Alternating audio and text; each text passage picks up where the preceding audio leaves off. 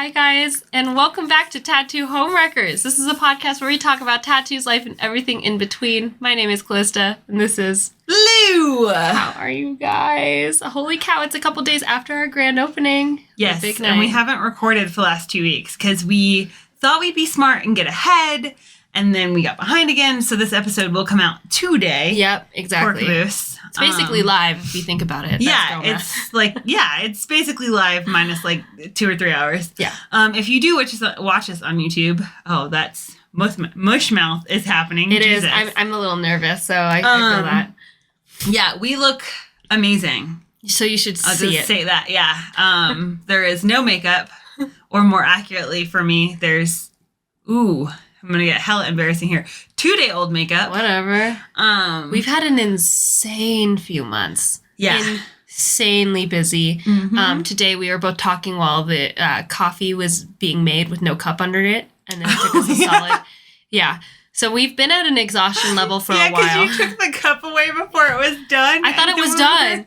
I was so convinced. And you said, it's done, right? And I was like, yeah. Should be. And then we were just talking, and I was like, what is that running water noise happening here? And then turns out, the coffee was just being made and poured into nothing. So that's the level of exhaustion that we are at. Yeah. We've been sick for a minute. Yeah, it's coming, it's about 2 weeks now. Oh, I'm so ready for that to be over. So that's going to happen. We're super sniffly, so we apologize about that. The stress has just been, it's just been a lot. So not only did we open up our shop in like a month, but then we did, we also had less time to get ready for a big grand opening. And we love parties. We love to throw a good party. But this was the first time we've ever done an event that was solely like focused on us, which brought up a lot of feelings, really big, huge feelings. And we just want to make this episode to share those big, huge feelings and to more importantly say thank you so much. You'll notice that she keeps getting quieter. Also, I just looked over at you and I realized the reason I love that hat so much is because you look like Kate Winslet in Eternal Sunshine of the Spotless Mind. That movie kind of scarred me, I'm not going to lie. That's one of my favorite movies. I know. It was very scary. Yeah. That means we get to add the rest of everyone on there now. On my tattoo. Oh. When you added me and Caboose, and I was like, please add yourself, and you refused to. Yeah. But now, that means that we get to add, because now you have to be okay with it. So all right, so the context between this, Lou has a bunch of movie tattoos, and one of the movie tattoos that Lou got was a Clementine for Eternal Sunshine of the Spotless Mind. And then I think I colored it in or whatever. You did? And there was a little stick figure of you, and then I added the stick figure of Caboose, and then you tried to get me to add a stick figure of me, and I said, hell no. But I guess if it's me... There wasn't a stick figure of me. You added both of them. Oh, okay. Yeah, you did both of them. So 1, 2, and then... Yeah, because it was to also represent, like, the cover of the movie when they were laying on the ice. Oh, right. But then I was like, but I want you on there, and you refused. I said, no, absolutely not. But now we're getting friendship tattoos. So you want me to add Cole and Rachel? Yes! And then when you finally like finish the thing and we get our 6th person, then there you go. They'll just be off of the Clementine at that point. No, because we're gonna go in a circle. Dude, I have a plan. You know me, I always have a plan. That's true. Anywho, you're trying to fucking distract us from the most important question. I didn't bring it up. Which is, what's your gender today? Oh shit. I think my gender today is I would say soft pastel queer. I don't really necessarily feel female today. I feel very femme. Yeah, I'm doing this in the sports bra again. I got hot. Oh, that's okay.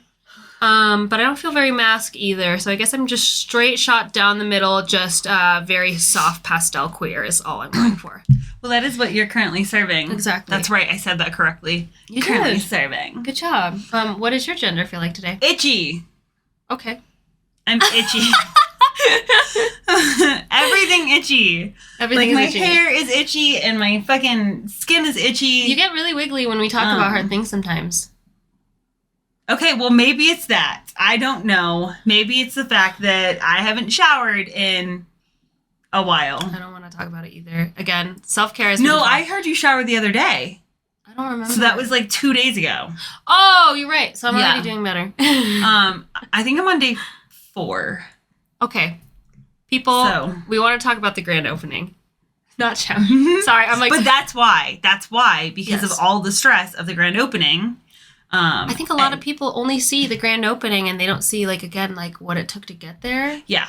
It was a lot. We went through a lot. And now we're on the other side, so I'm processing, like, all the emotions around it, which also means that self-care is, like, right now that just looks like a lot of rest and a lot of watching The Ultimatum. Yes. And just binge watching TV is, like, how I'm able to, like, regulate. Yeah. But after this episode, I will take a shower. Mm-hmm. Yes. For me, it's been drinking. Yesterday, I drank, I think I drank 6 LaCroix. I don't know why that's self-care right now. That's just self-care for me right now.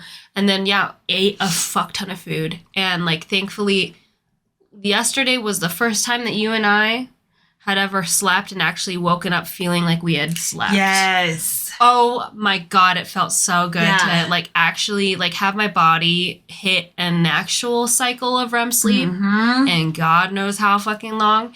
And I'm really proud of us. I'm stoked at both of our drive and our work effort. And, like, it obviously paid off. The grand opening was a huge success. Yeah. But I'm definitely stoked to rest this time after our grand opening. Mm-hmm. Thank goodness gracious. Because it was a lot. I just want to say thank you to everyone who showed up. And thank you for the people who didn't but still reached out and, you know, just showed their support.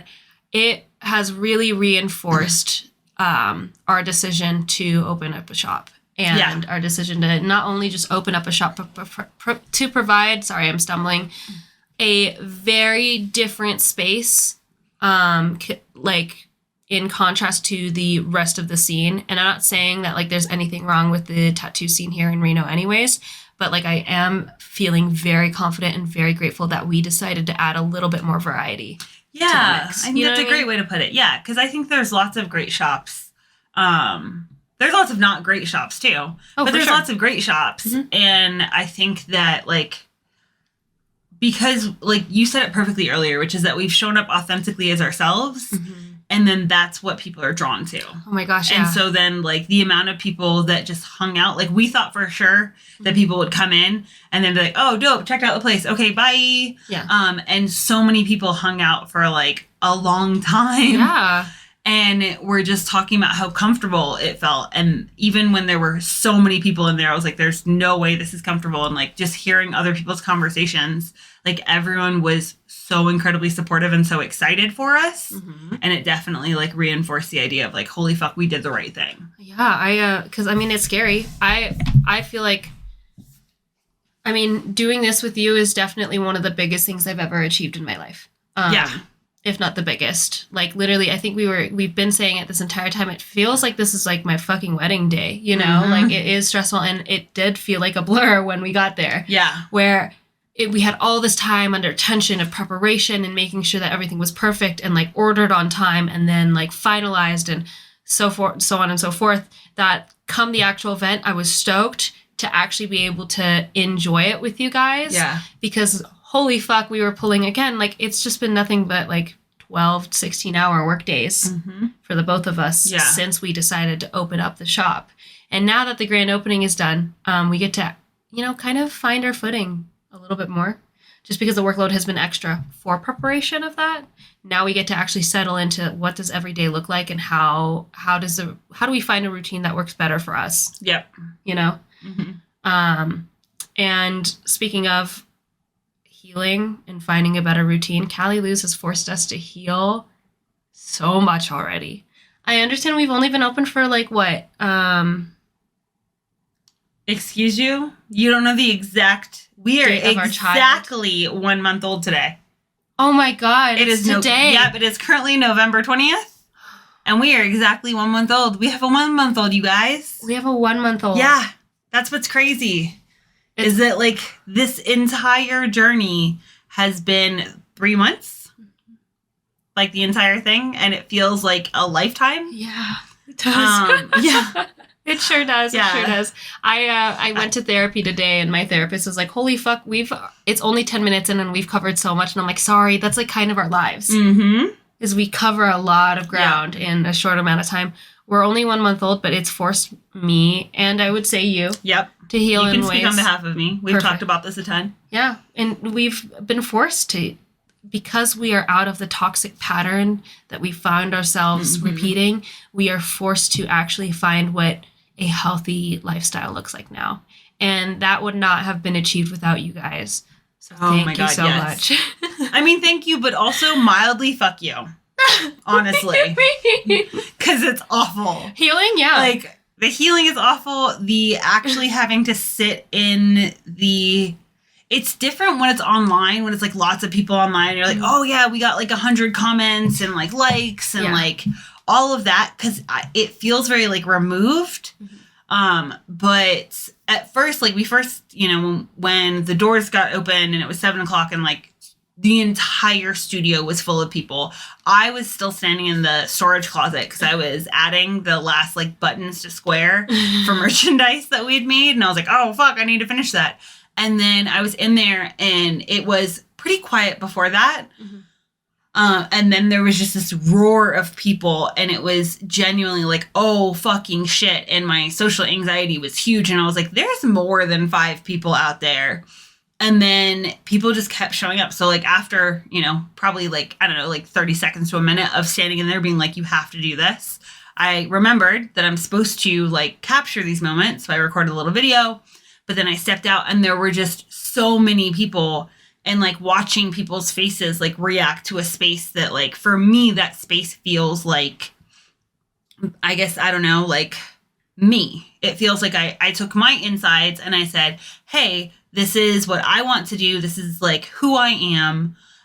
Yes, I'm super tough. I'm super hard, all that shit. But I'm also, for everyone that fucking actually knows me, as I ruin my own reputation here, I am a fucking marshmallow on the inside. 100%. I'm a pit bull full of marshmallows. Yep. I will bite you. I will fuck you up. But on the inside, I am full of marshmallows. I'm just a pit bull full of peeps. Pit bulls a pit bull full of peeps. Yes. I'm a pit bull full of peeps. Yeah. So to have people in something that is so meaningful to me, not just because of like the, like, I don't know, like what we've created emotionally, but the actual physical space. Yeah. Because so much of that physical space has been our work, but not to take the credit. But like a lot of that has been my physical work. So like take the credit, dude. You fucking... because like I'm the one of us that does like the I guess like the practical things. So it's the painting the walls, it's the painting you did paint the cabinets and then I fucking changed my mind on them. We'll unpack that in a minute. It was a decision that needed to be made, but yeah. But like it was 2 days before the grand opening and I was up at 6 a.m. or I think I was up at 4 that day, up at 4 doing the wallpaper on the doors. And thankfully Caboose could like just make literally anything. But so all of these like details that I poured my heart and soul into, people saw and they recognized and they acknowledged it. And I'm used to that on like a really small, like one-on-one client basis for the last month. So it's been really easy to be like, oh, that's nice that they appreciate it. Like, that's really nice that they like recognize it.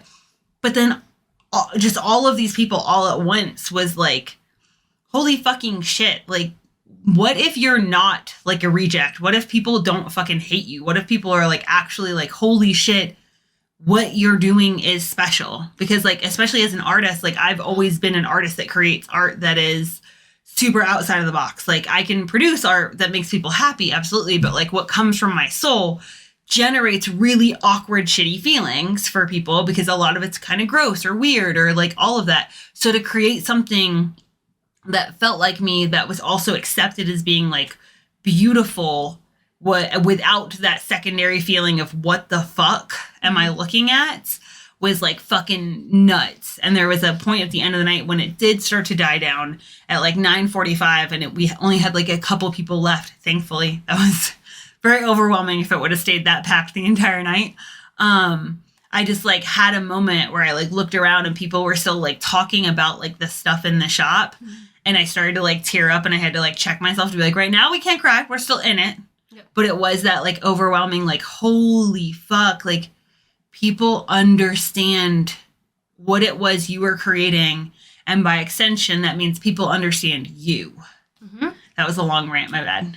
Whatever, dude, you're good. Take the fucking credit. You did.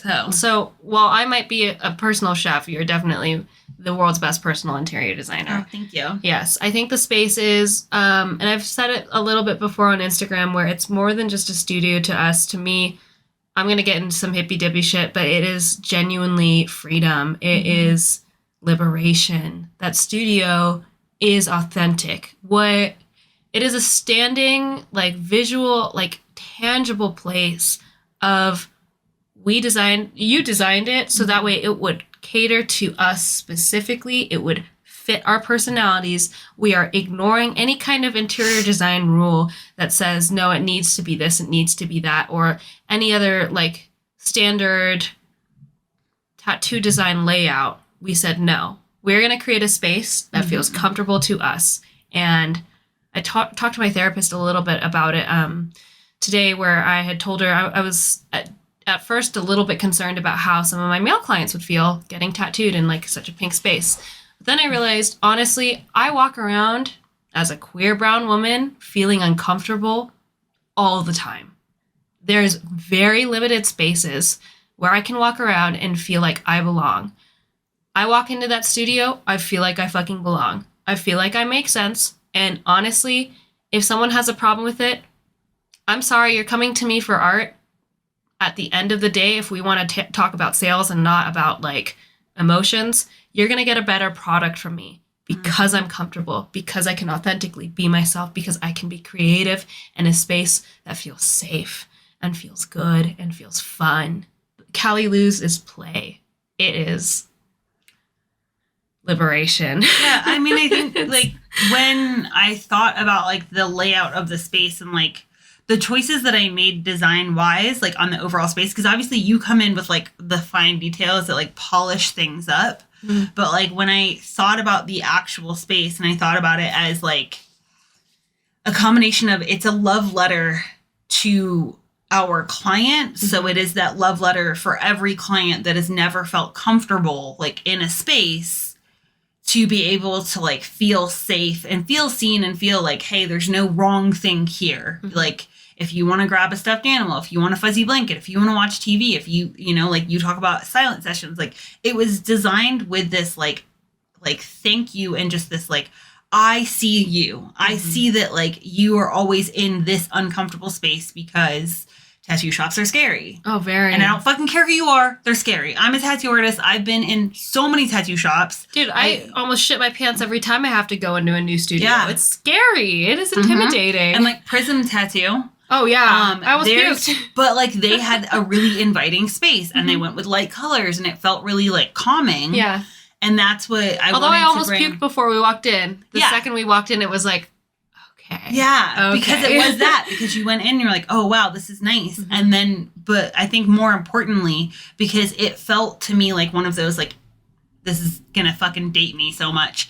If you build it, they will come. Field of Dreams moment. Callie's looking at me blankly because she's not old enough to know that fucking movie. Yeah. But it felt like if we built or like a space, if I designed a space that was a love letter to us, to what it is that we share, people would want to share that with us. Yeah, and I thought it, and then it was very different actually sharing it with people and physically being present for that, because I realize now how reliant I am on social media and on the podcast to like provide this like safe barrier of like, I mean, yes, you guys love us and we love you, but there's that like safe protection. Well, I mean, we're behind screens. Yeah. Then coming into the grand opening and having everyone behind the screen come in person. Yeah. I don't know about you, I was met with a whole surge of big feelings of love, and also just, I told my therapist this morning, happiness freaks me out. Yep. She laughed really hard at that. Happiness does freak me out. Joy is one of the most vulnerable feelings that you can feel. When you are confronted with that love and support, there is no squirreling out of it for me. Yeah. I was telling my therapist, for the most part, every good thing that happens to me, I can talk myself in. I have a really easy, fast list of 20 things that I could have done better. When something happened, when I create something good, there's a whole field of things that like I know I could do better. And she was saying that although that it's a good thing, you know, like humility is good, catching yourself is good, being accountable on things is good. All of these traits that you have learned have driven you to be successful in where you're at right now. But let's try to find a better balance of these things. Because although I do enjoy the debriefing sessions that we have after big events where it's like, oh, we should do this next time. Let's make sure that this happens next time, whatever. It's constructive. It's constructive criticism. It is building new things. It's building to be better. There comes a point where it becomes unhealthy, where that hyper focus is unhealthy, where I'm not giving myself the credit that I deserve because it's uncomfortable. But because you guys showed up, I was forced to accept that, like, we did it. Yeah, I really, like, when you said that, I grabbed a sock because I don't have a tissue and I realized I'm going to fucking cry. When you said happiness is uncomfortable for you, I realized for me, everyone showing up, it's because it was acceptance. And acceptance is the uncomfortable part. To be like, oh my God, like, I'm so used to being misunderstood and just rejected in so many circles. Yep. That then to have so many people that showed up and like, you guys can tell the difference of like someone showing up because they're being shitty and doing that. We had a couple of those. We noticed them. We did. But there were so many people. This is why I don't wear glasses on our podcast where I'm going to cry. There's going to be lots of tears coming too because we have another topic we're going to talk about that has already made both of us cry. Good stuff, not bad stuff. I feel like I should give people a warning. Right. But yeah, it was that like forced to accept the fact that I want to deflect and say we instead of sitting in the vulnerability of that I am loved. And it's so easy for me to just throw that and be like, well, people love you. And like you do such a great job on social media, so you hype it up. And then the fact that so many people were in there seeing all those little tiny details. And like, that's where I feel like I shine, where I'm like, that's what matters to me. That's the shit that it's like, what feels like to the average person, they're going to overlook, where I'm like, yes, but that scuff on the wall will pull you out of it. Or like the TV cable on like my wall being painted green because I was like, I can't have a cord hang down. That's going to ruin the aesthetic. And then like people walking around and be like, wow, like all of these tiny details. I'm like, but I am details. Like that is who I am as a person. And then to have people like appreciate that was like so incredibly hard and vulnerable. Yes. Because it was like, oh my God, people actually like see you and like enjoy it. Period. I mean, after leaving... That's what your socks are for, you guys. It's cleaning up your tears. If you're not using your socks to wipe your tears, what are you using? After being the invisible child in like our previous place of work, it, like you said, being seen and appreciated, a lot of big feelings happened. A lot of happy feelings. Again, I'm trying to stay into it. Thank you for seeing me. And thanks for acknowledging all the hard work that we do. It was really cool because someone had commented, you guys have built such a beautiful community around you. And that's all I want to do is like, I want to make connections with people. And we did. And it really like, again, they say this on social media all the time. If you get like 30 likes on a post, that's considered a fail.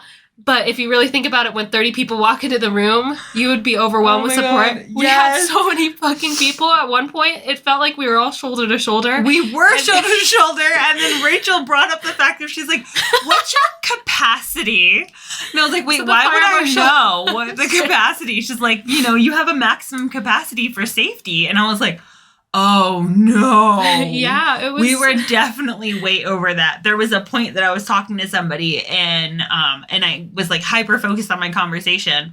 And then I turned and I looked and I realized I couldn't move because when I like moved, I tapped someone and then there was another person behind me. And in moments of stress, I start counting. Also one of those, like, how did no one know that I was like neurodivergent? little neurospicy. Yeah. And then I was just a little bit of extra spice on those neurons. But I started counting and I got like almost halfway around the shop.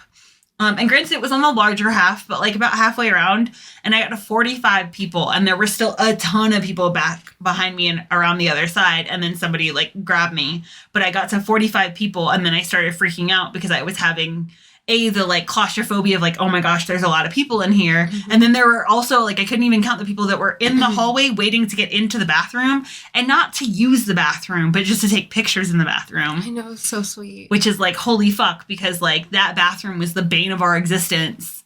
Yeah. And like now it's this like a hangout spot. Oh, so cool. And yeah, it's crazy because like it really is that where it's like, oh my gosh, there were so many people. I can't believe you guys love us so much. Yeah. Thank you so much. That's my thing. I'm like, wow, you guys are so fucking cool for that, and you have helped us heal so much. Yeah, I just feel really appreciated and want to bask in that moment. So well, and it's hard because so many people help too, so it's like hard to give like specific shout outs. Oh my god, so many people were helping. Don't feel like they're good enough. Like we've been talking about this, how like words are not like they're just not enough. I was struggling so hard writing a thank you post yesterday because it doesn't feel like enough. And no. I don't know how else to express it other than saying, God damn, thank you guys so much. You guys have really, really just changed our lives. So thank you. Yeah. God. Oh, okay. This bitch is sobbing. Yeah, no big deal. I'm dry again. Hold it together. Should I move on to that exercise that my therapist? No, I have another important thing to discuss. We're going to give people a fucking second from us sobbing. That's true. We have to do this exercise together because we share homework. But like I said, we had the party, right? And then we came home. We got to play fucking putt-putt with our besties, which was amazing and the most fun ever. And if you're not playing if the ball is in motion, it's still one shot rule for fucking putt-putt, you are missing out on what can A, be cardio, and B, be the best time ever. So fucking funny. Yeah, we had the best fucking time. So I forgot what that place is called in Reno. But Magic Carpet? Magic Carpet. Yeah. Mini golf. Fucking hidden gem, you guys. It's so funny. $11 for a game. 2 hours of a good time. Yep. Assuming you go with people that are fun, because I imagine putt-putt can suck if you don't like people. Yeah, totally. But then, and they have 3 courses, so go see them. But then we spent all day yesterday. Callie and I are like, we're going to go, we're going to clean the shop. But then part of this whole thing, too, of like healing wounds is being able to be like, hey, we're not working tomorrow. Working, as in, i.e. tattooing. There won't be clients. We can take today to rest. We already cleaned up all the food. And then we can go and like clean the studio on Monday. So we spent all day yesterday. We took the most epic nap, like she was saying earlier. It was amazing. It was so good. Watching Love is Blind. No, sorry, The Ultimatum. The Ultimatum. It's hard because Nick and Vanessa Lachey are on like both of them. Yeah. But there was a fucking dad in this season that was the best questions ever. And he was hounding the boys. It was great. So good. And so I wanted to ask 2 of the questions that he asked because I loved him so much. And then I have to tell you that thing I just learned. Okay. Would you marry yourself? And do you think you'd be a good spouse? I think I would, marry myself. I think I would be a good spouse. The reason for my hesitation is the fact that I just think about how busy I am. I'm like, shit, would I? But I know that this is why I think I would be a good spouse is because I would make time for that person, to the best of my efforts, obviously. And I really do. I think what would make me a really good spouse is the fact that I am really willing to always hear them out. Like I'm incredibly willing to, even if it pisses me off a little bit or just irks me or whatever, I want to know. I want to know what they're feeling. I want to know why they feel that way. I want to know how we can make this better, what I can do to, improve moving forward. I just think I make a really good group project partner. As somebody who is your group project partner, I would say yes. Thank you. Would you marry yourself? I would absolutely marry myself. I love that. Yes. I love that you came up with that answer really fast. Dude, instantly. Yeah. I had to think about it. I was like, do I have time to marry myself? Because do I have time? I would marry myself because I know that I'm a good group partner. Yes. And because I believe that you're the sum of the 5 people you fucking hang out with the most. And so if there was another me in the group, that would be awesome because they would also just be the sum of all of us and that would be amazing. Totally. But I would be a great partner because I'm super supportive. I want everyone to grow. Mm-hmm. And so if it was hey, I married myself, I would just be pushing myself all the time to grow. But still also being like, no, I need rest and you need to like take care of yourself. Well, yeah, we have discussed that like our lives move so quick, so fast, and so intensely that we need to plan out our own filler episodes. Yes, we were talking about the fact that every episode of our lives, like, because we kind of think of like episodes as like months in a year, and that like we very seldom have like a boring episode. So when we are, this if you've sat in our tattoo chairs, you sit down and we're like, oh, we got this, we got this, we got this, we got this. Mm-hmm. We have so many stories to fill people in on because there's always so much shit happening at any given time. And it hit me because, we talk in analogies, that I was like, oh, if we think about it like shows and episodes, we never have a boring episode. Whereas a lot of shows have like slow paced episodes and then a couple bangers. I'm like, all we have is banger after banger after banger. Yeah. And we need to plan episodes of time when it's just a fucking filler episode and there's not insane shit going on. Absolutely. So I'm excited for that. This coming new year, I think, is going to be such a game changer for us. Okay. So you have two options. Okay. Do you want to cry or do you want to possibly throw up? The same thing at this point. Okay, give me the vomit first, and then we'll think about crying. Because I don't want to cry and then vomit. I'd rather vomit and then cry. So there's a solid chance that you guys are just going to have to listen to me because I don't know how to pause it, edit all that shit. And I don't like to add more shit to Cabooses' plate. So I'll just ramble through if she does have to go and vomit. Okay, so, Caboose and I were watching the behind the scenes for Disney, right? Okay. Do you know why you get the weightless feeling in your stomach when you drop Bitch, for Guardians of the Galaxy? I swear to fucking God. Why? Do you want to guess what it is? Is it because my organs are moving? Yes. I thought the same thing Caboose thought, which was that your stomach acid is like moving. No, and the that's whole why. Organ moves. So what happens is that when you're in that drop, you always have weight on your organs because your organs are like, just kind of hanging out inside of you, just like floating around, right? But they always have gravity pulling them down. So in that moment, your body's your body, I have to tell the rest of them. You just cut me off because your body is being pulled down faster. Oh, so your stomach doesn't have the weight on it anymore. And that's why it feels weightless. And somehow that made that ride, the drop rides, way worse, that I was like, I don't know how I'm going to feel being like, wait, you're literally, as my favorite phrase goes, rearranging my organs. And disgusting. I don't like that. And then I kept going back and forth, but that I don't like to keep secrets from either you or Caboose. Mm-hmm. And so then I got really upset and had a whole thing with Caboose where I was like, I can't tell Callie because she's weird about her insides and it's going to ruin Guardians of the Galaxy ride for her now because like now she's going to know that that's because her insides are moving. I was like, but then I can't not tell her because I'm going to sit on this massive secret and then I'm weirded out by it and I'm not going to be able to heal it if we don't talk about it together because like, but that's so weird. And but if I tell her, she might throw up. And then I remember that I can just do it on the podcast and everyone gets to see your reactions.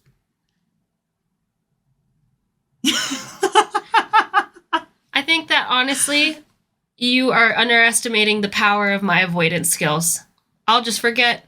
I'm going to forget this. You're so lucky. I'm going to forget this moment. Man. I think that I'm so weirded out by it, so I can only imagine how weird you are because I don't know. I honestly don't know. You know what? I'm going to tell you something right now. I'm more weirded out at the fact that when I'm standing normally, gravity is pulling my organs down. Period. End statement. I don't want to talk about it anymore. I'm getting sweaty. Crazy. But apparently astronauts get that feeling, that weightlessness in their stomach feeling all the time in space, and then they get used to it because of that exact reason. Because I told Caboose, and then he's like, oh shit, I remember learning this.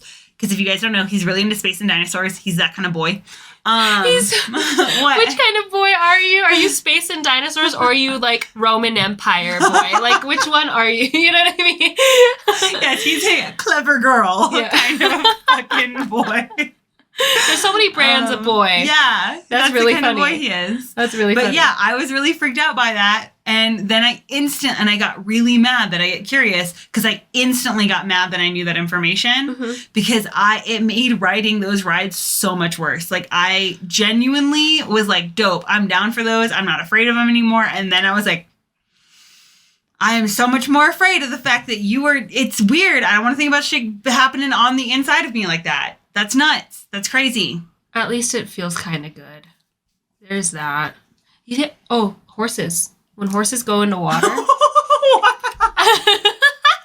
I present First you with off, the you fact. said, horses. And my brain instantly said, are just men extenders. They are just men extenders. No, they're not. Horses, when they go into water, have you seen those TikToks? No. Some people will put their horse in water while they're like on top of their backs. And because horses are so massive and gravity's always pulling down on them, when they get into water, their weight is lifted off of their bones. They'll straight up start moaning in the water. It's so funny. Oh, I love that. It's like that happy groan, when Gas does when she gets comfortable. Horses do that. Absolutely. That's how I feel when Caboose holds my boobs at the end of the day. It's the groan. When you take the fucking weight of the tits off the shoulders. Exactly. Or like when people hold pregnant women's, that's disgusting, bellies to... No, that's amazing. That's my favorite. I love pregnant women. Okay, what's going to make me cry? Maybe that's why they can't ride on roller coasters. That makes sense. Well, yeah. Guys, is that why? One of the reasons. One of the many reasons. Because that poor fucking child in there is like, oh! Just weightless? Your kid's also riding a roller coaster? That sounds terrible. Okay. No, wait. Before you do that, we have to cry one more time. Okay. I know we're going to cry. Because I heard that fucking thing. Because the dude, when they were separating, asked the chick, I'm talking about the ultimatum again. He asked her what would you say if you were never going to see me again? I'm not dead, so I'm not trying to make you cry to be like, if this was the last words you could say because I was dying. Not that. But, like, if we knew we would never see each other ever again. That's like, even worse, I was going to go live on Mars or some sort of insane shit, then... And not take me? Yeah, okay. So it's not my choice. I got kidnapped. I'm getting kidnapped tomorrow. What's the last words you say to me? I would say that I am so fucking stoked. Oh, I hate this game. I am so just proud to have known you and proud to have been a part of your life for the little amount of time. I know that we've been friends for 5 years, but that's not enough time. And we all know it's never enough time with your loved ones. Yep. I'm just so happy that we fit so many things in the amount of time that we had, and I wouldn't trade it for the world. And if we could do it all over again, I would do it in a heartbeat. Oh. You're such a gay fucking boy. Anyways. I would tell you... Fuck you. You're a fucking loser. That's what I'd say. Fuck off. I'm leaving. I'm out. Oh my god, I forgot. What's your funeral song? And then I'll answer, I promise. Because Caboose had the best answer for this, you guys. WAP. My funeral song. Caboose and I have this app, right? It's called Paired. It's for like couples to like ask each other, or it asks questions, and then like you can't see your partner's answer until the other partner does it. It's to just like help ask questions you wouldn't think about it.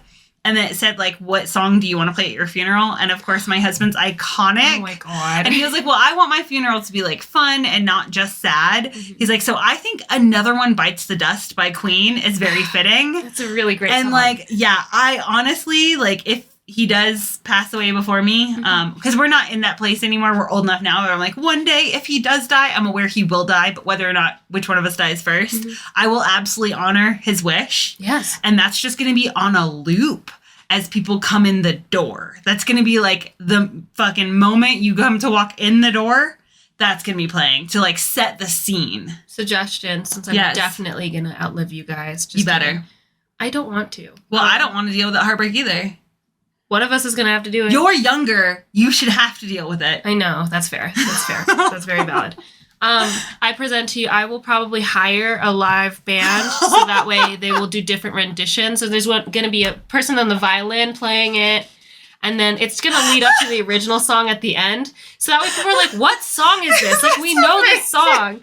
So there's going to be someone on piano. Yeah, exactly. But it's all going to be different. Somebody with a ukulele? Exactly. Oh my God, you get my drift. Is going to love this. Yeah, and then at the end, it's going to be Another One Bites the Dust. So for whoever didn't figure it out, that now they know. You know what I mean? Because people are going to be like, what fucking song is this? Yes. Yeah, so that's... I love that. Yeah. That's so good. We're just planning his funeral. No, it's that I had to share because, like, I don't think that so many people get to see how fucking hilarious he is.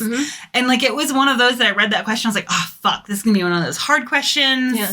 And then I read it and I laughed so fucking hard because I was like, I know that he's being serious because he was genuine enough to be like, I don't want it to be sad. And then when he said that, and I just fucking cackled. It's very funny. And I was like, that's iconic. Like, that is such a fucked song. It is really fucking funny. It's fitting. It's fitting. Okay. So I wouldn't just say fuck you. So, yeah, what are the last things you say to me? I would say that it has been the greatest honor of my life. Fuck you. To know you. Fuck you. Oh. This is called nervous laughter, you guys. You're such a bitch. Yep. Also, anyone who's seen P.S. I Love You know I stole that line, but I love that line. It is a really good line. Thank you. So, props to the writers of P.S. I Love You. Sorry I interrupted you. I just got so emotional. No, that was it. That's all I would say. Okay. What do you want playing at your funeral, though, before we move on? Dude, I don't know. I think I told him some sort of, like, Taylor Swift. Yeah. But I honestly would just want my regular playlist with everything from Meatloaf, Shania Twain, Taylor Swift. Love that. Like that, my genuine, like, what the fuck playlist. Because if you guys ever actually looked at my Spotify for my like songs, I think there's like 300 songs on there, but it covers everything. I've also got like just like jazz, like regular just jazz. I have like so just like just as chaotic. Yeah, as your classical. brain. Yeah, it is genuinely as like chaotic. Okay. Yeah, I've got fuck, I forgot what the fucking name of that song is. Well, for Guinea Pig Olympics, obviously, that would have to play because I love Guinea Pig Olympics. It's an easy, just happy song. But the Gonna Eat Your Brains and Code Monkey. Those are two of my other favorite songs. Really good. That Caboose introduced me to. But to be fair, I introduced all of us to Guinea Pig Olympics. You did. Thanks to the chick on the challenge. Yeah. Yeah. It's such a good song. Yep. If you ever want to just be happy out of nowhere at Guinea Pig Olympics, it's like better than cocaine. It really is. So. Especially if you are in a place that you can move around. And like if you can just let your body just do whatever your body needs to do. It's phenomenal. You will absolutely, it is like an interpretive dance like thing. And to be completely clear, I have no idea where it originates. All I know is that it was on a like story that I saw because a chick, an influencer, had guinea pigs and she played it, and then I became hyper obsessed with that song. It's pretty fucking hilarious. So, yeah. Fitting. Okay. Now you have to talk about your homework. Okay. My homework. Oh, wait, better yet. Let's leave that for next episode. Okay, so this is our grand opening episode. There were lots of tears. We love you. Psych. We just fucked you up because you thought we were going to cry some more, but you have to wait till next week for that. Absolutely. In the same exact outfits because we're going to stop this and start recording again. Yep. Love you guys. Thank you. Genuinely, I cannot express enough how much we love you. And thanks for crying with us, because I'm sure you also cried or just cried laughing. Yeah, so thank you. We love you guys so much. Oh, fuck. What's your win? Sorry. Oh, my God. My win for the week is our grand opening. Of course. Okay. Are we not supposed to count that? No, that can totally count. It's your win. Yeah, I would say the fucking grand opening. Honestly, you guys did not see it, but there was a lot of stress and a lot of mood swings, and I'm so sorry for you and Caboose to have to deal with my dumb ass. Holy shit. You guys had to deal with me. That's true. We all dealt with each other. We all love each other. Don't let me forget to tell you the cheese story next episode. It's really funny. That's what happens when I'm just done. It's great. All right. Well, love you guys. What's your win for the week? I was like, whoa! I don't get to give a win?